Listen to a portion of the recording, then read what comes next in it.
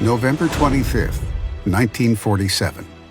The United States, 4 days before the UN would vote for the partition plan to grant Israel its statehood.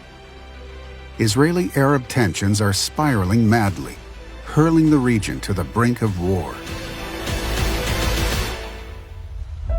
But in the old city of Jerusalem, two men stand beside the Jaffa Gate, separated by a barbed wire security fence, with something far more benign on their minds. Elazar Sukenik, a Jewish professor of archaeology at the Hebrew University, faces an Armenian antiquities dealer.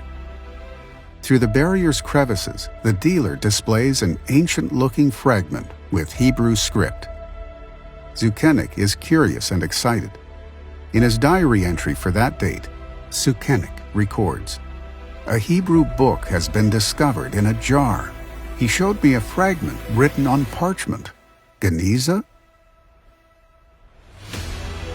Sukenik was the first Jew since ancient times to behold a fragment from a vast collection that had just begun to be unearthed in the Dead Sea region. He actually was the first one to recognize the antiquity of the scrolls, and he knew the date the minute he looked at the script. He recognized it from some of the monuments around Jerusalem that had similar type of script. Now, he had no idea really that was going to open up a whole world to us in terms of not just the Dead Sea community, but a lot of things about Judaism in the period. I think it's fair to say that the Dead Sea Scrolls are the most important archaeological discovery of the 20th century. About a year earlier, 3 Bedouin shepherds were tending their sheep and goats on the northwestern side of the Dead Sea.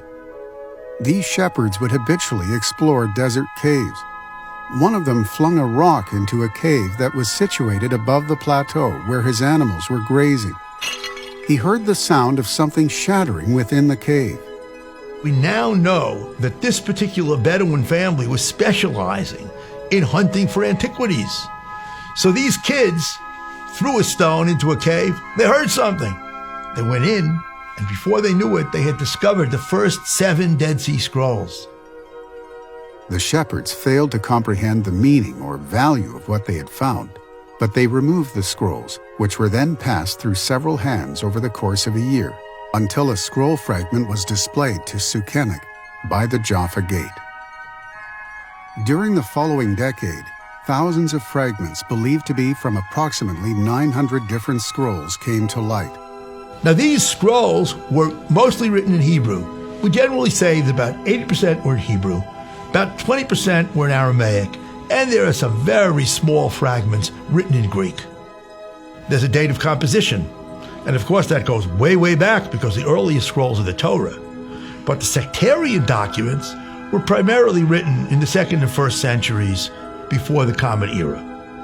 Now, if we talk about the date of copying, therefore, again, 2nd, 1st centuries, and a few in the 1st century CE. The ancient parchments were discovered in 11 distinct caves in the vicinity of the ruins of an ancient settlement that locals refer to as Qumran. There is ample evidence to link the scrolls with the ancient settlement. They, first of all, fit the same chronology in terms of what we know from archaeology and from the study of the scripts and carbon-14 dating. But then, as important, or maybe even more, we have what we call the pottery assemblages. Now, what's unique in these pottery assemblages is these big jars, which are really food storage jars, in which they put scrolls. These are found almost nowhere else, but they're found in large numbers in these caves and in these buildings. In addition to the overwhelming use of Hebrew or Aramaic, many of the parchments are copies of sections of the Bible, the oldest copies known to be in existence. Clearly, they are Jewish scrolls, written and copied by Jews for Jews. But which ancient Jews authored or commissioned these scrolls?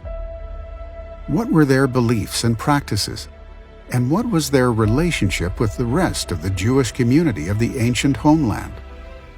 As we discover more about these fascinating artifacts of ancient Israel, we will find ourselves confronted by an intriguing and great debate among Jewry of antiquity. A debate that lay undisturbed for millennia among the arid rocks bordering the Dead Sea.